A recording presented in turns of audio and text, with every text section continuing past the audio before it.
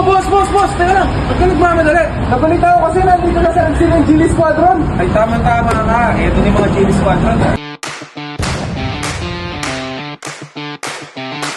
What is up mga ka-Ride Guapo? This is Jix, your host for today's Reels. At ang topic natin ngayon ay all-in-one na helmet.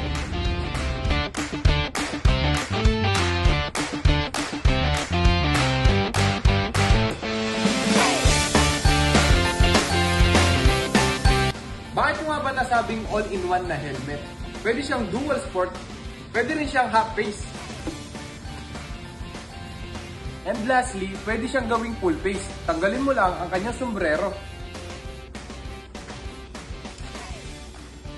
Ang isa pa sa kinagandahan ng Gili Squadron, mga ka-Ride Guapo, kasya siya sa compartment ng NMAX.